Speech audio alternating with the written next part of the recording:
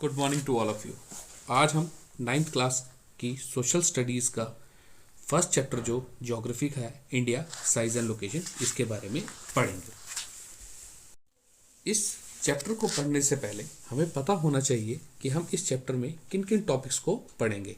तो इस चैप्टर में हम मेनली 4 टॉपिक्स पढ़ेंगे।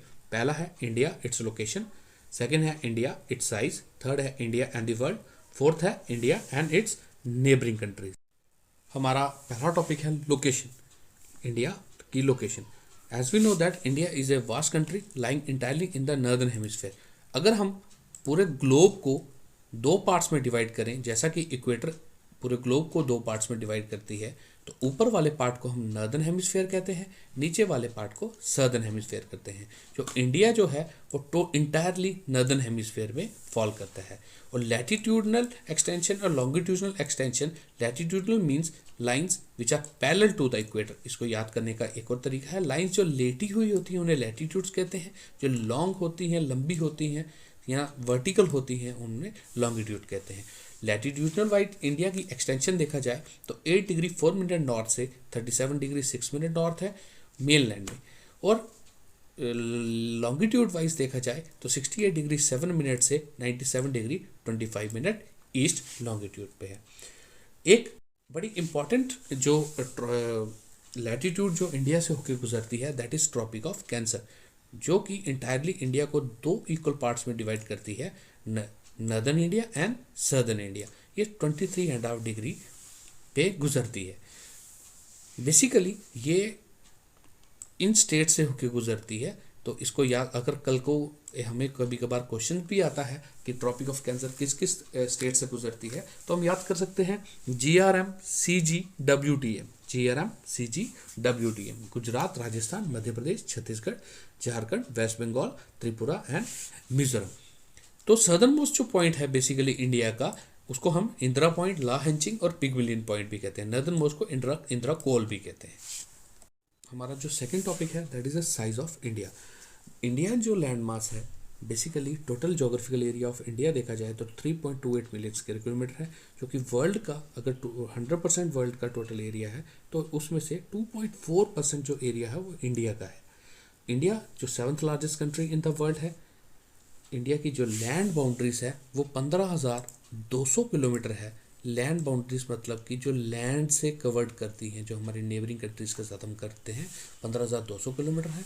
और जो इंडिया की total coastal line, that mean जो समुद्र तट की रेखा है, वो गुजरात से कन्याकुमारी, फिर कन्याकुमारी से वेस्ट बंगाल तक जो है, ये टोटल 7516 किलोमीटर है। अगर हम नॉर्थ साउथ एक्सटेंशन की बात करें from Kashmir to Kanyakumari, India 3214 kilometre है। और ईस्ट वेस्ट एक्सटेंशन की बात करें फ्रॉम गुजरात टू अरुणाचल प्रदेश, ये 2933 किलोमीटर है। जैसा कि मैंने कहा कि इंडिया हमारा 7th लार्जेस्ट कंट्री है वर्ल्ड का, तो इससे पहले जो 6 हमारी जो कंट्रीज हैं वो है Russia, Canada, USA, China, Brazil, Australia and then India. तो इसको याद करने का एक इजी तरीका है RCUCBA, RCUCBA। R for Russia, C for Canada, U for USA, C for China, B for Brazil, Australia and then India. India की vast size होने की वजह से फ्रॉम नॉर्थ टू साउथ और ईस्ट टू वेस्ट एक्सटेंशन की वजह से from Kashmir to Kanyakumari और गुजरात टू अरुणाचल प्रदेश हम देखा जाए तो इंडिया काफ़ी बड़ा है।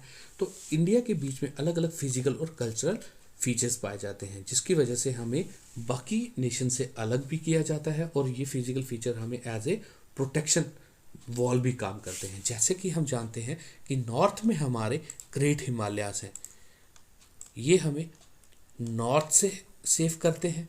और साउथ में हम देखा जाए तो इंडिया 3 साइड से वाटर बॉडी से घिरा होता है। यहाँ पे बे ऑफ बंगाल है, यहाँ पे अरेबियन सी है और नीचे इंडियन ओशन है। तो देखा जाए हम नॉर्थ और साउथ दोनों साइड से प्रोटेक्टेड हैं।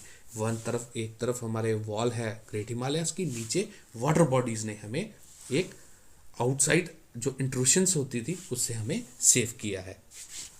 इसी टॉपिक के अंदर एक बड़ा इंपॉर्टेंट टॉपिक हम कवर करेंगे कि impact of longitudinal extension of India. India पे इम्पैक्ट क्या पड़ता है इतना लॉन्गिट्यूडनल एक्सटेंशन का। एज वी नो दैट कि गुजरात से लेके अरुणाचल प्रदेश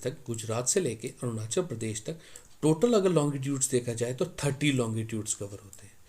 जैसा कि हम जानते हैं एक लॉन्गिट्यूड पे 4 मिनट का फ़र्क पड़ता है, तो 30 लॉन्गिट्यूड पे हमें 120 मिनट्स का फ़र्क पड़ेगा। दैट मीन्स ऑलमोस्ट 2 आवर्स का फ़र्क पड़ेगा।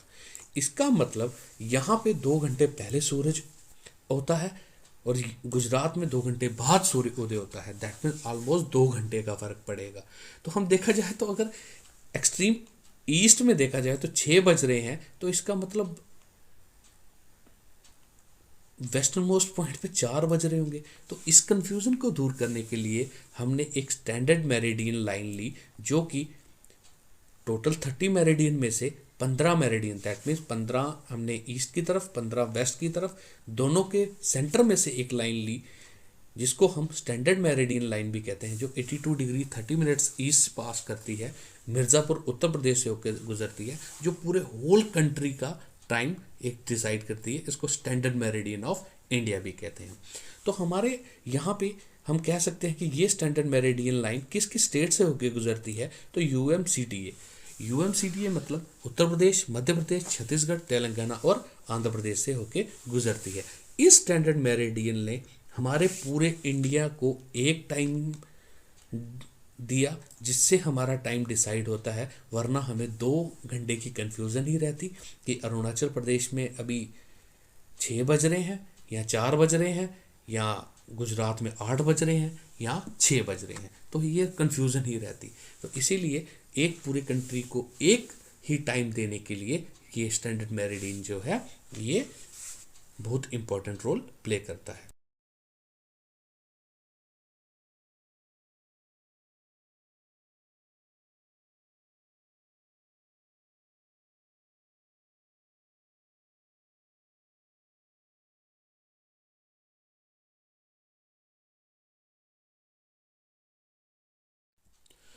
अब लॉन्गिट्यूड की बात तो हमने कर ली, अब है लॉन्ग लैटिट्यूडनल एक्सटेंशन भी हमारा इतना है, ऑलमोस्ट 30 डिग्री ये भी कवर करता है। तो देखा जाए तो इसका क्या इम्पैक्ट है इंडिया पे, तो इसका सिंपल सा इम्पैक्ट ये है कि अगर कन्याकुमारी जो कि इक्वेटर के पास है, एज वी नो दैट कि सन की रेज जो होती हैं वो जैसे जैसे इक्वेटर से दूर जाए वो स्लांटिक होते जाती हैं, और जैसे जैसे वो इक्वेटर के पास होती है वो स्ट्रेट होते वर्टिकल होती हैं।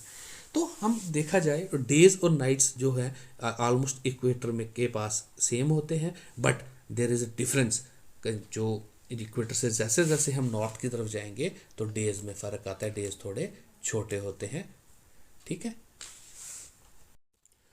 अब है India and the world. India and the world जो कि हमारा नेक्स्ट टॉपिक है, थर्ड टॉपिक है। तो सबसे बड़ी चीज़ है इंडिया की, अपनी पूरे वर्ल्ड में देखा जाए तो इंडिया की एक बड़ी इंपॉर्टेंट सिग्निफिकेंस है पूरे वर्ल्ड में। देखा जाए तो China, Japan, south east Asia, जो भी सारे densely populate very thickly populated जो एरियाज़ हैं वो इंडिया के साथ साथ हैं, जिसकी वजह से इंडिया का एक प्लस पॉइंट है, मैन पावर जो है वो यहीं से जनरेट होती है।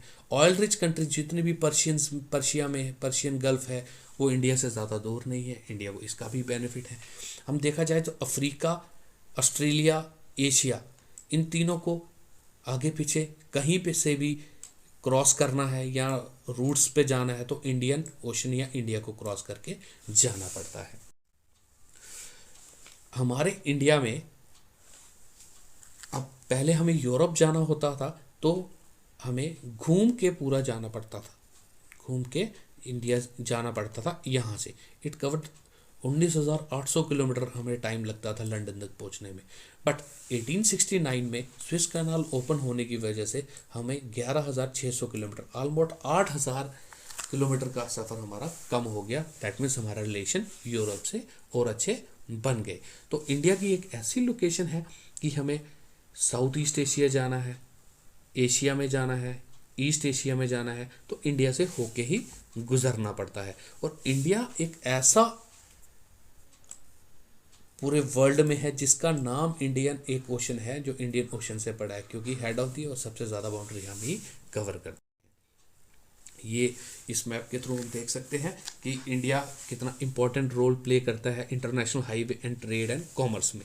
आप अच्छे से देख सकते हैं कि मुंबई से भी कितने रूट्स कवर कर रहा है, कोची से भी कितने रूट, चेन्नई से कितने रूट्स कर रहा है, कोलकाता से कितने रूट्स कवर कर रहा है। दैट मीन्स एशिया में जाना हो, ऑस्ट्रेलिया जाना हो, अफ्रीका जाना हो, इवन लंदन, तो हमें इंडिया की एक बड़ी यूनिक पोजीशन है जहाँ से होके गुजरना पड़ा। नेक्स्ट हम इसी टॉपिक के बीच में पढ़ेंगे India contacts with the outside world in ancient and medieval times. जैसा कि हम इतिहास में चले जाएं तो हम देखेंगे इंडिया ईस्टर्न हेमिस्फीयर में बिलोंग करती है, ओरिएंटल वर्ल्ड जैसा कि हम कहते हैं ईस्टर्न वर्ल्ड भी कहा जाता है। एंशियंट टाइम्स में हमने देखा है कि सी रूट्स ने सबसे इंपॉर्टेंट रोल प्ले किया है कि किसी भी इंटरेक्शन की डिटरमाइन करने, किसी के देश का एक दूसरे देश के साथ इंटरेक्शन डिटरमाइन करने के लिए सी रूट्स का बड़ा इंपॉर्टेंट रोल है। The central location of India at the head of the Indian ocean was great advantage. India की जो इंपॉर्टेंस है इंडियन ओशन के ऊपर, जैसा कि हम पीछे टॉपिक में पढ़ा कि इंडिया जो है इंडियन ओशन के हेड पे है, जिसकी वजह से east Africa, west Asia, south east Asia, east Asia जो आराम से सी रूट से हमारे रीच में है। तो इसकी वजह से इंडिया का कल्चरल और कमर्शियल कॉन्टैक्ट्स अलग कंट्रीज के साथ बना रहा। ये आज का नहीं है, एजिस पहले का है। इसका जिक्र एंशियंट टाइम्स में भी किया गया है। आइडियाज़ देखा जाए उपनिषद में, रामायण में, पंचतंत्रा में, एंड जो इंडियन न्यूमेरिकल्स और डेसिमल सिस्टम्स हैं जो पूरे वर्ल्ड में चल रहे हैं, वो इन्हीं सी रूट्स की वजह से, ये ट्रैवलर्स की वजह से एक जगह से दूसरी जगह पे गए हुए हैं।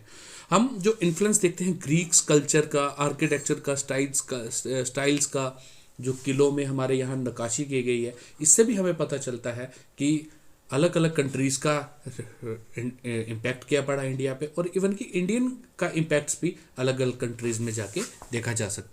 हमारे इस चैप्टर का जो लास्ट टॉपिक है वो है इंडिया एंड इट्स नेबर्स, मतलब कि इंडिया और हमारे पड़ोसी देश।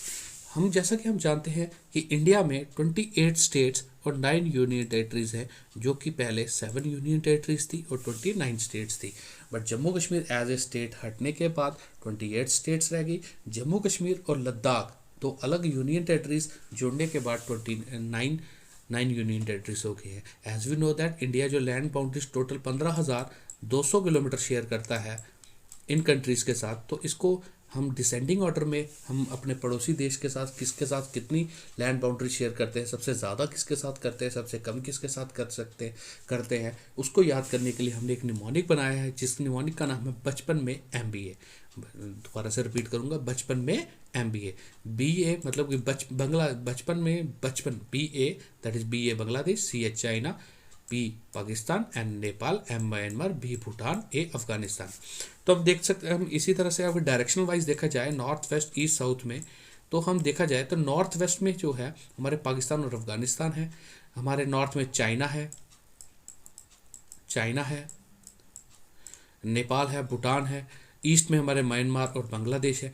हम साउथ की बात करें तो हम लैंड बाउंड्री कवर नहीं करते, बट हमारे जो एक और जो दो पड़ोसी हैं जिनके साथ हम सी बाउंड्री कवर करते हैं वो है श्रीलंका और मालदीव्स। श्रीलंका और इंडिया के बीच में एक वाटर बॉडीज़ है। हम एक और चीज़ हम याद रखिएगा, उसे हम पाक स्ट्रेट कहते हैं। स्ट्रेट वो होती है कि दो लैंड मास के बीच में जो वाटर बॉडी होती है उसे स्ट्रेट कहते हैं। तो इंडिया और श्रीलंका के बीच में पाक स्ट्रेट है। कुछ और टर्मिनोलॉजी हमने यूज़ की है, जैसे कॉन्टिनेंट क्या होता है, एक लैंड मास, बड़ा लैंड मास जिसके आगे पीछे वाटर हो उसे हम कहते हैं कॉन्टिनेंट। अगर वो बड़ा है तो वो कॉन्टिनेंट होगा, अगर वो छोटा है तो वो आइलैंड होगा।